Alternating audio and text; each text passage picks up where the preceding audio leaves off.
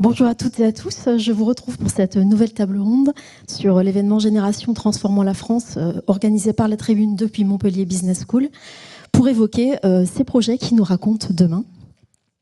Alors le monde change à toute vitesse, le réchauffement climatique, l'épuisement des ressources oblige l'économie à s'adapter et les entreprises à pivoter parfois. Des activités, des technologies sont abandonnées ou le seront car elles sont dépassées, d'autres se créent. Tous les secteurs, sans exception, sont concernés par ces transitions. Vous êtes là aujourd'hui parce que vous contribuez à changer le monde de demain. Vous disruptez vos secteurs respectifs et on va voir ensemble le chemin que cela suppose. Alors pour commencer, donc vous êtes tous dans des secteurs d'activité très différents. Je vous propose de faire un premier tour de table pour évoquer donc votre activité et présenter directement en quoi votre solution est une solution pour demain. On peut peut-être commencer par vous, Léa. Vous êtes donc Léa Bessa, responsable marketing de Magic Palette, fondée en 2018 par Pierre-Édouard Robert. Vous opérez sur le secteur de la logistique. Alors, à l'heure du réchauffement climatique et de la chasse aux émissions CO2, votre solution Tobapic, vous êtes un peu le Tinder de la palette. Expliquez-nous comment ça fonctionne. Oui, alors la raison d'être de Magic Palette, c'est de lutter contre les émissions de CO2 dans le transport routier, le transport de marchandises, et en s'attaquant en fait au retour emballage essentiellement. Du coup, il faut savoir que traditionnellement, les acteurs qui produisent, qui livrent, qui stockent de la palette, quand ils expédiaient de la palette, eh bien, cet emballage il était consigné et donc il fallait le récupérer pour pouvoir à nouveau expédier. Et traditionnellement, en fait, ces emballages, on les récupérait en envoyant des camions chargés à vide pour transporter du vide.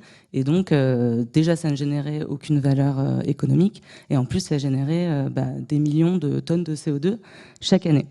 Et du coup, Magic Palette a décidé de créer en fait un système d'échange entre professionnels pour non pas envoyer des camions à vide sur des centaines de kilomètres pour récupérer les emballages, mais trouver des acteurs au flux complémentaire, enfin au flux contraire, et donc aux besoins complémentaires. Donc par exemple, si moi j'expédie à Paris et j'en cherche à Montpellier, je veux récupérer à Montpellier, je vais trouver un acteur qui lui a un flux contraire, donc livre à Montpellier et souhaite en récupérer à Paris, et donc du coup on va faire un échange, et donc au lieu de rouler entre Montpellier et Paris à vide, on va récupérer les palettes de mon confrère à Montpellier et lui va récupérer mes palettes à Paris. Avec un concept donc de géolocalisation des palettes. Oui, tout à fait. Alors, plus qu'une géolocalisation, oui, ça va être une plateforme où on va venir renseigner en fait nos besoins, où est-ce qu'on cherche de la palette et où est-ce qu'on en a de disponible. Et un algorithme en fait va venir scanner ces données et construire en fait une chaîne d'échange impliquant un nombre illimité d'utilisateurs pour venir vraiment identifier le stock idéal pour chacun des utilisateurs et proposer vraiment un stock local, donc à moins de 40 km en moyenne du stock de livraison souhaité. Donc vous adressez les logisticiens et les distributeurs? On adresse tous les acteurs de la supply chain qui utilisent de la palette Europe, donc ça peut être les industriels, les distributeurs, les transporteurs et les logisticiens, effectivement.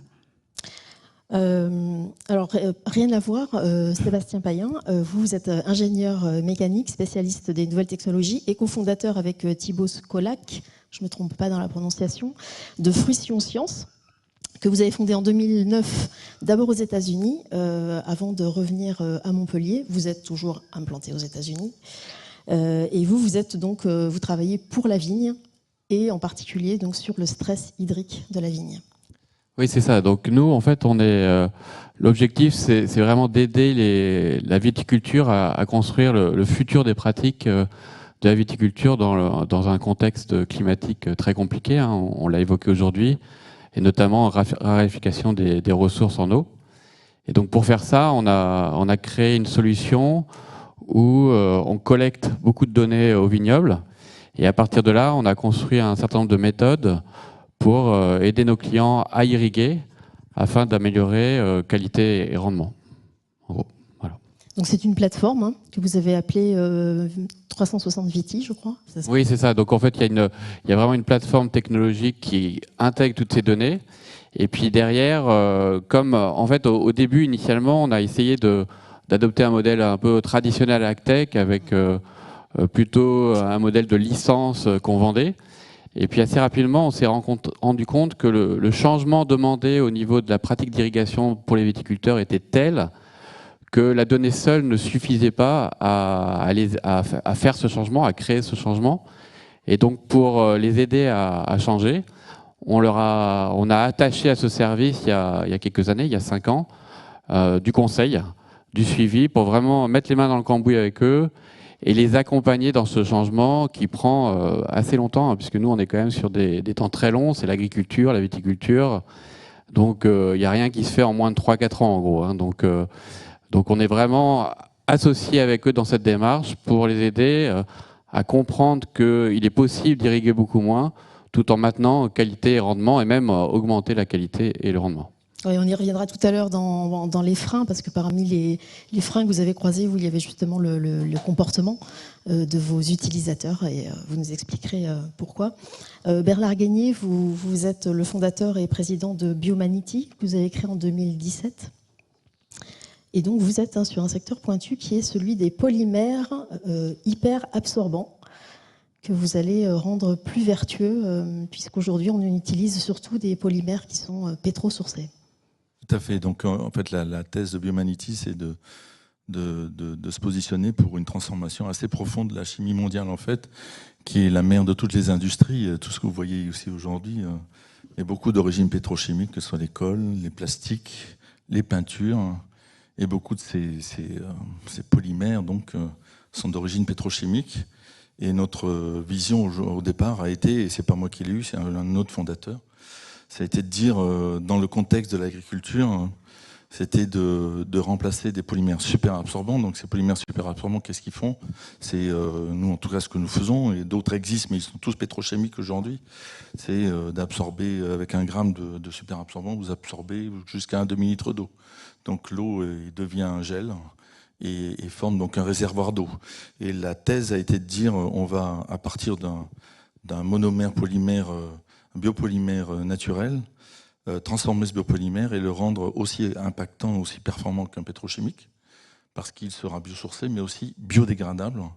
Et donc dans le cas de l'agriculture, ce qui est très intéressant à faire, c'est de mettre ce polymère biodégradable dans le sol et d'en faire un réservoir d'eau pour la plante. Et en plus, la caractéristique de notre biopolymère, c'est qu'il est en plus, en se dégradant, un fertilisant. Donc la performance sur le maïs, par exemple, est de l'ordre de plus de 70% de rendement sur un maïs non irrigué en Bourgogne. C'est ce qu'on a prouvé récemment. Et donc ça intéresse énormément de gens dans l'agriculture, qu'on soit semencier, marchand de fertilisants, acteurs de la fertilisation, ou évidemment, bien sûr, les agriculteurs. Alors avant de parler très transformant. Des applications, peut-être vous pouvez nous expliquer d'où vient ce polymère. Ce polymère est un polymère qui est à base, donc le biopolymère que nous utilisons est le chitosan ou le chitosane, voilà. Qui est d'origine naturelle et qui est soit produit qui est l'exosquelette par exemple des crustacés, ou l'exosquelette de champignons, ou de cuticules, ou les cuticules d'insectes par exemple. Et c'est ça notre ressource principale, et qui est assez en fait. Ce chitosan a pour origine la chitine, et qui est un biopolymère un des plus abondants dans le monde. Et pas de souci d'approvisionnement, puisque vous avez déjà sourcé vos Donc nous sourçons en en Asie aujourd'hui à partir de polymères de crevettes, de biopolymères de crevettes, mais nous savons que dans les 5 à 10 ans qui viennent, la capacité mondiale en matière de chitosan va énormément progresser, parce que on va être capable, notamment dans le cadre de production de protéines issues de l'insecte, d'avoir de la ressource qui va permettre d'avoir une ressource abondante dans ce domaine. Et il y en a encore beaucoup à utiliser, qui sont sous-utilisés encore aujourd'hui dans le monde. On verra ensuite les différentes applications, puisqu'il n'y a pas que l'agriculture. Pardon, Gaëlle Naert, donc vous êtes la directrice des opérations de Silcare, donc une biotech qui a été créée en 2014, qui est dirigée par Célia Béline. et qui est donc spécialisé dans les nouvelles thérapies pour les pathologies auditives.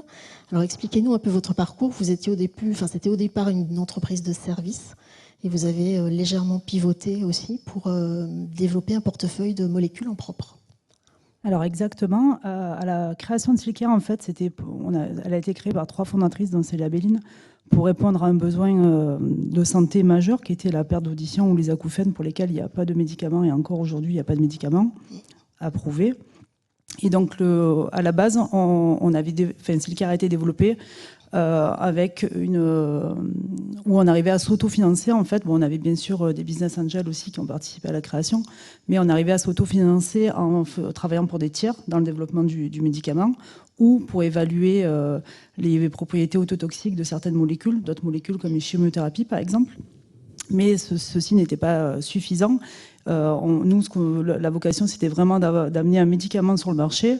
Et donc, pour cela, on a voulu développer nos propres médicaments. Donc, en 2020, on a fait l'acquisition de molécules qu'on amène aujourd'hui en clinique, qui devraient partir en clinique l'année prochaine. Et donc, ça nous a amené, en fait, comme vous le disiez, à pivoter notre business model, puisqu'il a fallu faire appel à d'autres financements pour pouvoir changer d'échelle et amener ces médicaments jusqu'aux différentes phases cliniques qui nécessitent d'avoir des financements supérieurs et pour lesquels en fait on a été accompagné par des financements, que ce soit différents financements au cours des 5 dernières années, que ce soit Gala Gestion, Sophie Laro, on a été aidé aussi par Sud BPE et dernièrement l'ARIS, qui est l'association régionale de l'investissement stratégique de l'Occitanie.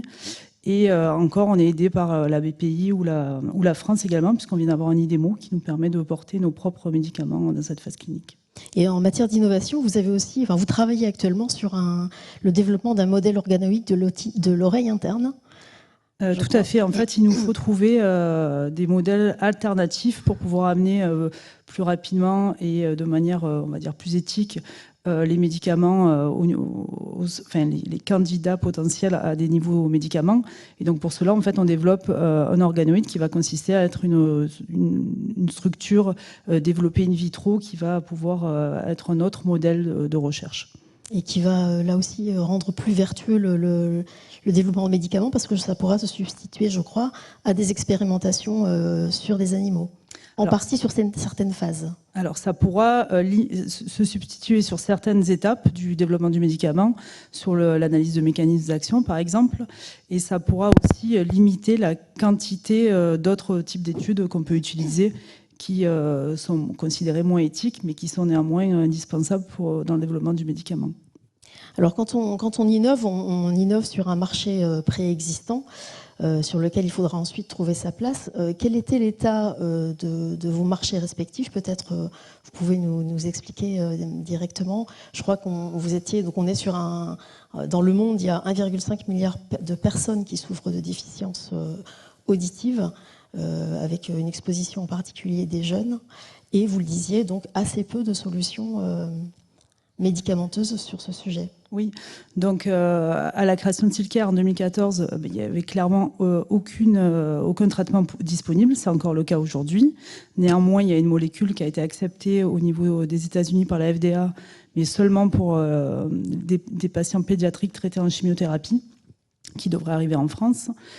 C'est le seul médicament à ce jour qui a été accepté. Et quand Silker a été créé, en fait, il y avait très peu de sociétés qui travaillaient sur l'audition et très peu de sociétés qui offraient l'offre qu'on propose à Silker, en fait, d'aider les autres sociétés à développer leurs médicaments. Et afin d'accélérer tout ça, c'est pour ça qu'on a fait l'acquisition de nos composés. Et aussi, on s'appuie sur le fait qu'on sait qu'il y a bon nombre de médicaments pour d'autres indications, la cardiologie ou l'oncologie, qui vont avoir des effets délétères au niveau de l'audition. Mais il n'y a pas de réglementation actuellement qui oblige en fait la personne qui développe n'importe quelle molécule dans une autre indication de vérifier que cette molécule n'a pas d'effet délétère autotoxique au niveau de l'oreille. Et on pensait que ça se serait développé, c'est pas le cas aujourd'hui. Donc nous, on essaye aussi d'évaluer ces autres médicaments, parce que si on arrivait à limiter aussi l'apparition de déficits auditifs dus par une prise médicamenteuse, on permettrait aussi d'améliorer la condition des patients. Et quel est l'état de la concurrence sur les sujets que vous traitez dans le monde ? Alors, au niveau concurrence, on n'est pas beaucoup de sociétés. On va dire, dans le monde, on est une dizaine de sociétés à vraiment travailler sur l'audition. C'est vrai que ces dernières années, ça s'est un petit peu accéléré. On voit plus de compétiteurs ou d'autres sociétés qui travaillent sur nos sujets. Nous, la particularité à Silcare, c'est qu'on travaille précisément sur une pathologie de l'audition. C'est dans celle-là qu'on développe notre première molécule, SIL1, qui est en fait la perte d'audition dans le bruit. Donc quand vous êtes au restaurant ou dans un cocktail, vous entendez, mais vous ne comprenez pas ce que votre interlocuteur dit. Ben nous, c'est sur cette pathologie qu'on travaille et qu'on essaye de rétablir en fait l'intelligibilité dans le bruit des patients. Donc ça, on est quand même assez pionnier sur cet axe-là. Bernard, vous êtes aussi sur un marché prometteur. Est-ce qu'on peut donner quelques chiffres? Je crois que les couches, puisque une des destinations autre que l'agriculture des polymères, c'est les couches bébés, par exemple, enfin, le secteur de l'hygiène. Je crois que c'est 350 000 tonnes de déchets en France. Il y avait un marché mondial des superabsorbants de 10 milliards de dollars. C'est ça. Tout à fait. Le marché de la superabsorption est 98% pétrochimique. Les réglementations vont faire que ces superabsorbants vont être interdits à plus ou moins long terme dans divers pays, en France et en Europe particulièrement. Les marchés sont assez variés. Le plus gros marché dans la superabsorption, c'est effectivement la couche culotte. Mais il y a aussi eu des superabsorbants pétrochimiques qui ont été utilisés en agriculture, qui sont de plus en plus interdits. En Europe, c'est totalement interdit, parce que le superabsorbant pétrochimique est un plastique qui s'accumule dans le sol, et donc tout retour au sol en Europe est interdit pour ce type d'usage. Donc c'est pour ça que nous nous focalisons aujourd'hui sur l'agriculture. Donc le nombre d'usages sur la superabsorption est très important. Il y a plus de 1000 usages de ce type de polymère qui absorbe une grande quantité d'eau. Et notre différenciation, et on peut dire qu'elle est quasiment unique au monde, c'est que nous sommes à la fois biosourcés, mais surtout nous sommes biodégradables. Et nous ne connaissons pas de produits aujourd'hui dans le monde, industrialisés et vendus dans le monde, qui permettent d'avoir la même performance qu'un superabsorbant pétrochimique, mais avec cette capacité de biodégradation, et qui nous permet d'envisager beaucoup de nouveaux usages au-delà du marché actuel des 10 milliards.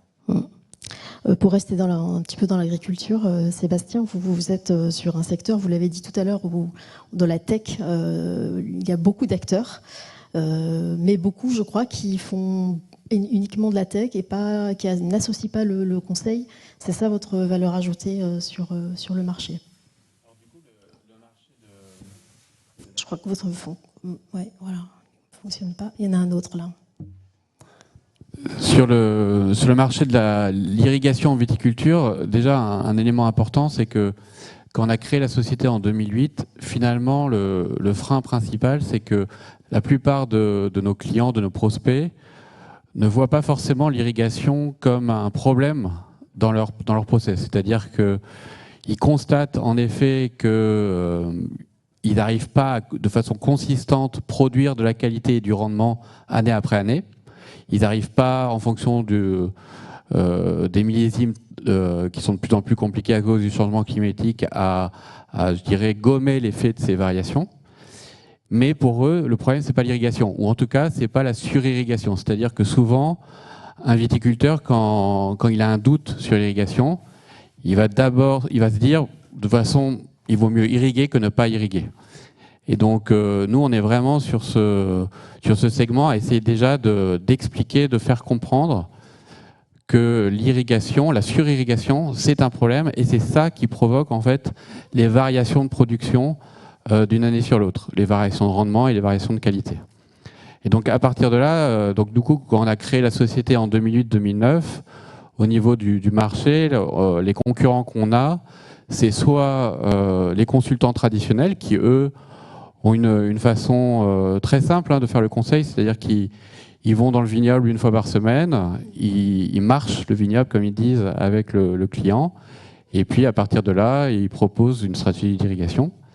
Soit l'agtech, donc à partir de 2009-2010, on a vu pas mal de boîtes dans l'agtech qui sont développées en Californie, puis aussi en France, où là, c'était un peu un modèle similaire au nôtre, où on fournit de la technologie, on fournit de la donnée, et puis derrière, on l'idée, c'est que la donnée est suffisamment facile à utiliser pour que le prospect, le client, utilise la donnée et change sa stratégie d'irrigation.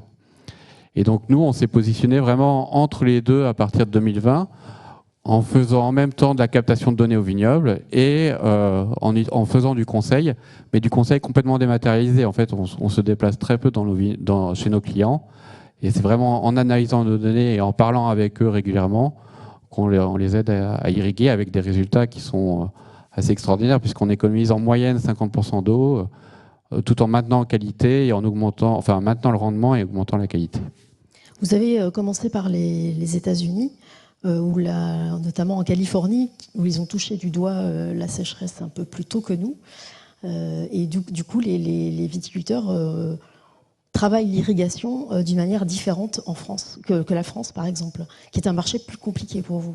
Oui, clairement, la France, c'est un marché très compliqué, mais je dirais qu'en fait, ce qu'on voit dans les pays du Nouveau Monde, donc il y a évidemment la Californie, mais il y a aussi l'Australie, l'Argentine, le Chili, c'est que finalement, ils sont assez précurseurs parce que ils sont plus confrontés que nous, pour l'instant, à la sécheresse et aux vagues de chaleur extrêmes. Donc, on a tous en mémoire les dômes de chaleur qu'il y a eu en Australie en 2020, au Canada en 2022, je pense.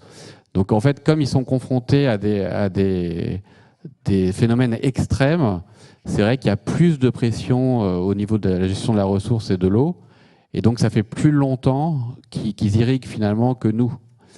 Et c'est pour ça qu'on a commencé dans ces pays-là et que, évidemment, en France, ça va arriver. Enfin, ça va finir par arriver, mais pour l'instant, on a très peu de clients en France. Oui, d'autant qu'il y a une réglementation qui contraint aussi, notamment dans les AOC, pour les AOC et les AOC. Ouais, exactement, avec des réglementations où on marche un peu sur la tête, hein, entre guillemets, puisque typiquement, nous, en fait, les moments les plus importants pour irriguer, finalement, c'est très tôt dans la saison. Donc, notamment quand il y a un hiver sec, comme il y a eu en 2023 en France, le moment important pour irriguer, c'était vraiment avant débourrement, donc en mars, et puis en avril. Et puis après, l'important, c'est de s'arrêter d'irriguer. Et le deuxième moment où c'est vraiment crucial d'irriguer, c'est au moment de la véraison pour garantir la qualité de la maturité. Donc ça, c'est plutôt le mois de juillet, au début août. Et en fait, les réglementations, non seulement c'est compliqué d'irriguer parce qu'il faut demander une autorisation, mais en plus, les réglementations interdisent d'irriguer après le 15 août, par exemple. Donc c'est complètement inverse à ce qu'il faudrait faire.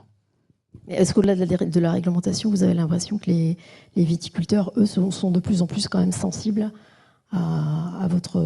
Bon, on en a parlé là, dans une table ronde juste avant. Hein. C'est clair qu'il y a une sensibilité de plus en plus élevée. Et on voit bien que sans l'eau, je ne vois pas très bien comment on va pouvoir produire dans la région, quoi. Léa, pardon, on n'a pas parlé de votre marché, qui est aussi assez conséquent, puisque je crois que la palette Europe, alors peut-être donnez-moi le nombre de palettes Europe qui circulent. Alors en France, c'est 70 millions de palettes Europe qui circulent, et dans le monde, c'est 650 millions. Et nous, on en relocalise 4 millions chaque année, en sachant qu'une palette Europe, vu qu'elle est réemployable, elle fait à peu près 7 rotations par an. Ouais, c'est ça. Donc on en relocalise 4 millions, mais peut-être plusieurs fois la même. C'est pour ça qu'on est à peu près à un marché, on a 1% du marché actuellement, et on est déjà rentable. Donc le business model est plutôt bon pour l'instant. Et nous, nos deux principaux concurrents, ils font de la relocalisation, donc c'est ce concept de déposer des palettes à un endroit et d'en récupérer à un autre. Mais eux, ils le font en système de stockage, donc plutôt des points de dépôt et des points de récupération, alors que nous, on fait un système d'échange. Et c'est cette innovation, en fait, qui nous donne un avantage compétitif, puisque du coup, on a moins d'infrastructures. Donc forcément, le coût à la palette relocalisée va être moins cher. Et on a aussi, on va dire, un avantage sur le côté écologique, parce que du coup, en construisant cette chaîne d'échange, on arrive vraiment à tracer en fait, le trajet qu'on a économisé, en soustrayant au trajet qu'on a économisé, finalement le trajet qu'ils vont réellement faire pour aller récupérer la palette. Et donc ça, ils vont pouvoir le valoriser beaucoup plus facilement auprès de dispositifs de l'ADEME qui accompagnent les chargeurs, donc dans la réduction des émissions de CO2, en interne également, ou auprès, avec leur image de marque, pardon. Alors que nos concurrents, c'est vrai que c'est un peu plus compliqué de tracer vraiment ce qu'ils vont économiser, puisque en faisant du dépôt, les palettes, elles peuvent quand même circuler entre les différents lieux de dépôt. Donc voilà, c'est vraiment là où on fait une différence sur ce qui existe sur le marché actuellement. Quand on défriche, on s'expose à des freins, des verrous, ça peut être technologique, financier, d'acceptabilité, ou à l'inverse, il y a des éléments qui peuvent être favorables. Vous avez parlé peut-être de réglementation. À quoi est-ce que vous avez été exposés les uns et les autres vous, par exemple, Sébastien, vous nous avez dit qu'il y avait des freins réglementaires, il y avait des freins de comportement aussi. Qu'est-ce qu'il en a été pour vous, Léa, par exemple? Est-ce qu'il y a des choses qui vous freinent ou... Alors, pardon, oui, excusez-moi. Du coup, nous, en termes de freins, mais comme je le disais tout à l'heure, c'est l'absence de réglementation sur, par exemple, les autres médicaments, enfin les médicaments pour les autres indications, qui nous auraient grandement aidé à développer le marché. Ouais. On a aussi rapidement vu qu'il fallait en fait aller sur le marché américain comme vous avez fait, puisqu'on avait vraiment beaucoup de mal. C'est là où il y avait les acteurs majeurs de l'audition, et on avait beaucoup de mal à travailler avec eux parce qu'ils sont assez conservateurs. Donc on a rapidement dû développer une filiale aux États-Unis sur le site de Boston en 2017, ce qui nous a permis de nous ouvrir au marché américain. Et après, en termes de freins, mais c'est plus, ça n'a pas été handicapant, mais on est quand même sur l'audition, c'est quand même un domaine très précis, très pointu, qui nécessite un certain niveau d'expertise, qui nécessite une certaine technicité. Donc ça, en France, c'est vrai qu'on est bien pourvu parce qu'il y a plusieurs universités qui ont cette indication et qui travaillent dans ce domaine. Donc ça nous permet d'avoir des talents qui sont disponibles en France. Après, il y a quelques limitations parce qu'on est sur des filiales très très précises et très limitées, ce qui fait qu'il y a très peu de candidats, mais on a quand même comme avantage, et pas seulement un frein, d'avoir cette expertise au niveau français et de ne pas devoir tout le temps aller chercher à l'international non plus les talents pour... Parce que Silcar est principalement composé de personnes avec des doctorats ou des ingénieurs qui ont été formés dans les différentes universités françaises. Bernard, pardon, c'était donc Gaël, excusez-moi pour l'erreur de prénom. Bernard, vous êtes-vous plutôt sur une réglementation donc favorable? Oui, tout à fait. La réglementation vous arrivez est tellement sur le favorable, marché à un bon moment. Même si parfois elle est difficilement compréhensible et lisible. Elle est souvent imposée par l'Europe avec pas mal de mises en œuvre complexes. Mais les autres freins, il y en a beaucoup. Chez un agriculteur, le changement de comportement est un sujet majeur. Il faut vraiment leur prouver par A plus B qu'il y a un effet. Et ils ne croient qu'eux-mêmes ou entre eux-mêmes. Donc ça, c'est pour l'agriculture un élément important. De la même façon, il faut en permanence prouver l'usage concret. Donc pour nous, c'est très très long. Nous avons lorsqu'on fait un polymère biosourcé, biodégradable, prouver tous ces points de passage au marché prend du temps. Il faut industrialiser. Donc nous, ça fait 4 ans qu'on n'a pas de chiffre d'affaires. On sait que dans 4 ans, on aura peut-être du chiffre d'affaires. Mais aujourd'hui, on est en phase de pré-industrialisation. Il faut prouver qu'on est capable de produire. Il faut prouver qu'on est capable d'accéder à un certain nombre de marchés. Donc il faut avoir des investisseurs de temps long, de temps très long. Aujourd'hui, nous ne sommes qu'avec des investisseurs business angels qui comprennent notre modèle. Et moi-même, ayant une expérience passée, je n'ai pas voulu avoir de fonds d'investissement trop tôt parce que ces gens-là veulent aller toujours plus vite et qu'il faut savoir se donner le temps de faire les choses, surtout quand on a de la technologie profonde. On vient d'être labellisé Deep Tech par la BPI, ça va nous donner accès à pas mal de choses et à des financements supplémentaires au niveau européen. Mais il faut savoir prendre le temps tout en allant vite. Et ça, c'est un peu le paradoxe de la start-up, en permanence gérer la dimension temps. Et mon job, moi, en tant que CEO, c'est ça, c'est gérer les différents éléments de la feuille de route et les faire arriver au bon moment, dans un timing qui correspond aux besoins financiers de la boîte, aux besoins réglementaires, aux besoins d'industrialisation, aux besoins du marché, et la démonstration des preuves de concept, et aller de plus en plus loin. Donc c'est très complexe, mais c'est aussi l'intérêt de faire d'être dans ce genre d'aventure. Voilà. Et vous travaillez, peut-être présentez-nous les différents marchés, parce qu'on a parlé du marché de l'agriculture, du marché de la couche culotte. Il y a d'autres marchés. Il y a d'autres marchés, le marché de la cosmétique. Vous avez des polymères qui vous permettent d'avoir des effets gélifiants pour vos shampoings, dans aussi différents usages, mais dans la cosmétique c'est très important. Nous travaillons sur des technologies d'encapsulation qui permettent toujours dans l'écosystème montpelliérain, puisque on est basé ici. Ça c'est un facteur d'accélération pour nous, dans cet écosystème de la chimie à Montpellier. Donc on travaille sur des technologies liées au chitosan qui permettent d'encapsuler différentes matières, qu'elles soient fertilisantes ou non, dans la pharmacie ou dans la parfumerie. Tout ça est lié au chitosan. De front, vous menez tous les marchés de front, ou est-ce que vous en privilégiez? Alors justement, le grand enjeu permanent pour nous, c'est de dire qu'est-ce qu'on privilégie, à quelle vitesse on avance, et on a une stratégie, une feuille de route technologique qu'on essaie d'être la plus adaptée long terme possible, tout en étant en permanence en train de la changer en réalité. Donc c'est un paradoxe permanent. Je pense que ça, vous devez le vivre tout le temps. C'est OK, on a une vision longue, mais en réalité, tous les jours, on change. Et vous avez encore besoin d'avancer sur certains verrous technologiques ou de... On a des verrous technologiques parce que lorsque vous travaillez sur un produit, vous êtes performance sur des produits comparables. Donc le pétrochimique, les polymères pétrochimiques, ils existent depuis 80 ans. La pétrochimie mondiale a mis 80 ans à émerger. Elle est challengée aujourd'hui par la chimie verte.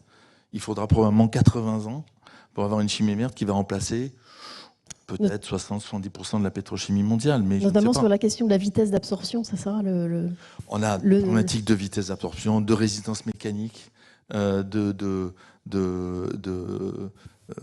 vitesse d'absorption, non seulement la capacité, mais la vitesse, la résistance mécanique du produit. Selon les usages, vous avez des fonctionnalités qui ne vont pas être les mêmes. Il faut y absorber vite pour la couche culotte.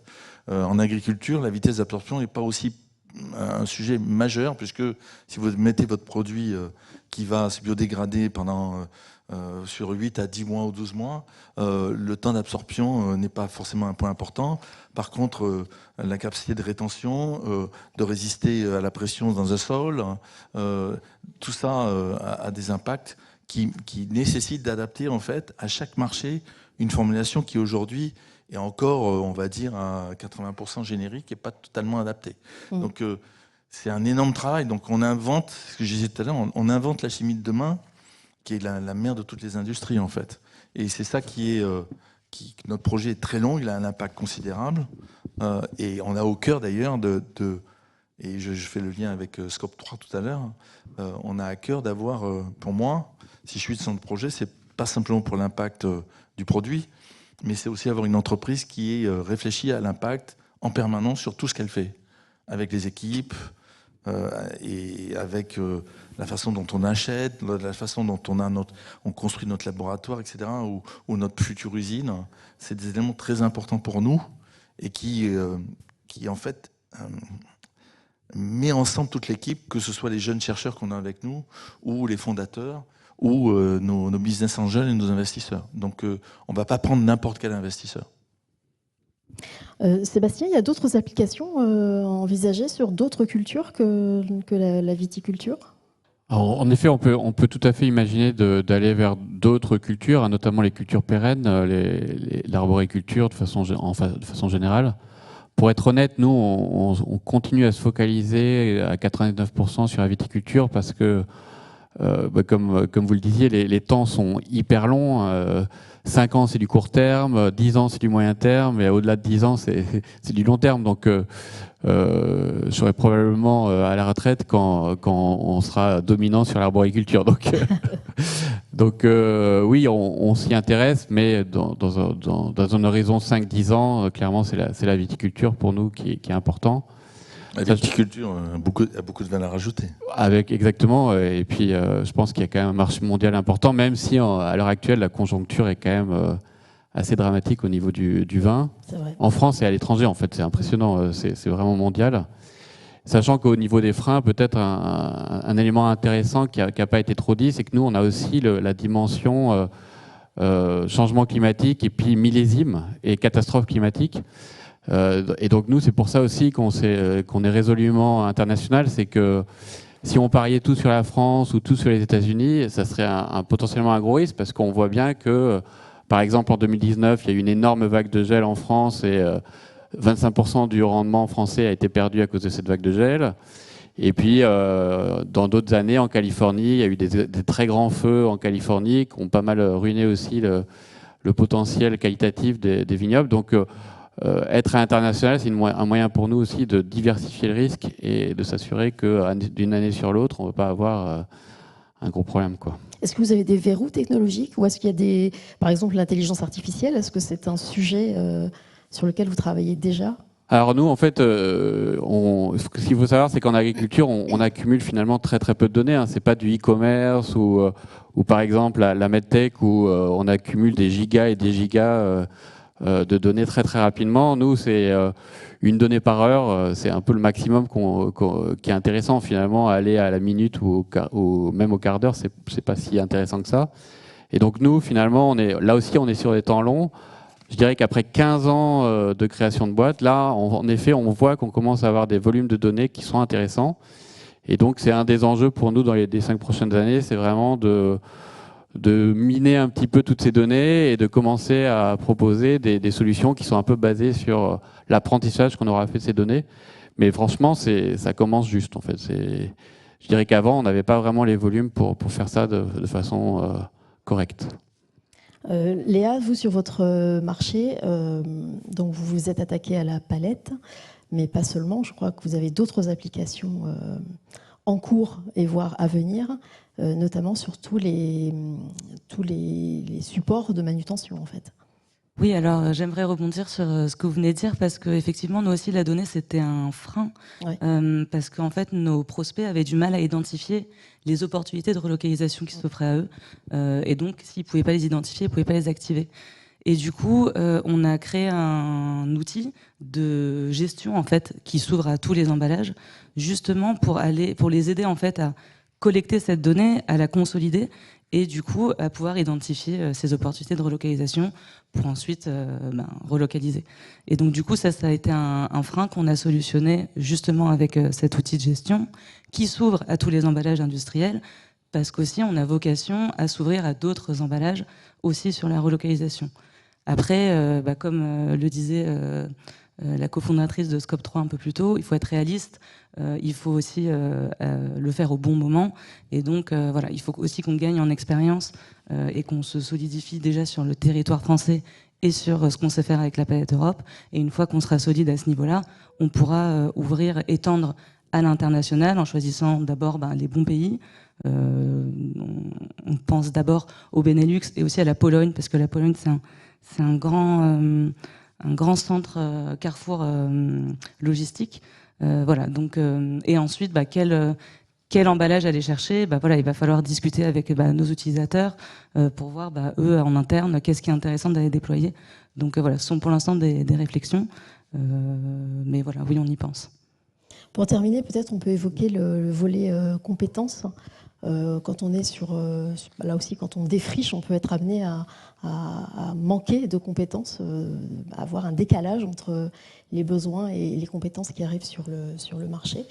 Vous avez commencé à nous en parler un petit peu, Gaëlle, de votre côté. Est-ce que vous trouvez des solutions ? Alors peut-être pour rebondir sur ce qui vient d'être dit sur les données et l'intelligence artificielle, nous on a dû dernièrement rebondir parce qu'on génère à l'inverse de vous beaucoup de données, que ce soit précliniques ou cliniques, et pour les analyser, il nous a fallu avoir recours à l'intelligence artificielle et aller chercher des métiers qui n'étaient pas à la base chez nous, en fait, donc aller chercher des personnes qui vont faire du codage, de l'analyse, de la biostatistique plus poussée. Et donc, on a intégré dans l'équipe, en fait, des analyseurs, des personnes qui savent coder, qui utilisent l'intelligence artificielle pour faire toutes ces analyses. Donc, il a fallu adapter les compétences qu'on avait en interne avec le besoin réel marché qu'on avait actuellement qui a évolué au fil des années. En ce qui nous concerne, il faut en permanence adapter les compétences.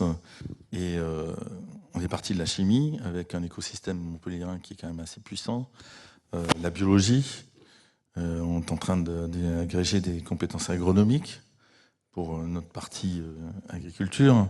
La compétence financière, moi je l'ai apportée et puis il faut qu'on la renforce. Il y a la dimension commerciale, il y a la dimension industrielle et vous n'avez jamais tout. Et en plus, vos besoins évoluent, donc il faut passer d'une vision petite équipe généraliste à une vision continue de la taille, de spécialisation des compétences de plus en plus poussée, tout en respectant la vision commune. Donc ça, c'est un gros travail qui se fait petit à petit et qu'on doit amener au bon moment, dans le bon timing, pour pas faire d'erreur. Et ça, c'est très très important. Donc en chimie, on a eu la chance d'avoir notre CTO qui a quitté l'université pour nous rejoindre, ce qui est assez rare, pour devenir notre CTO alors qu'il était prof de chimie. Ça, c'est des choses qui sont extrêmement importantes pour nous parce qu'elles démontrent, par ce mouvement en lui-même, pour nos investisseurs, le fait que le potentiel est véritablement réel et pas simplement supposé parce que le spécialiste de la matière rejoint le projet. Sébastien, pour terminer, je crois que vous avez du mal à trouver certains profils de consultants. Oui, pour nous, ce qui est compliqué, en fait, c'est que je pense qu'il y a aussi un peu un changement de paradigme, en tout cas dans le monde de la viticulture, c'est que historiquement, les institutions qui rassemblaient de la donnée, finalement, c'était souvent les universités, les labos. Et du coup, ils faisaient ça dans des vignobles expérimentaux. Et en fait, on se rend compte que en collectant de la donnée dans des vignobles réels, un peu partout dans le monde, finalement, on est vraiment à la frontière du savoir et de la connaissance, notamment sur l'irrigation en vigne. Et donc, pour embaucher des consultants, des agronomes qui peuvent apporter ce savoir, et ben finalement, oui, on trouve des agronomes, mais il faut quand même pas mal les reformer à l'intérieur de Fruition pour leur montrer les dernières données, les dernières techniques et qu'ils apportent un conseil de qualité. Très bien, merci beaucoup. Merci à tous les quatre de nous avoir raconté comment votre monde change. Merci. Merci.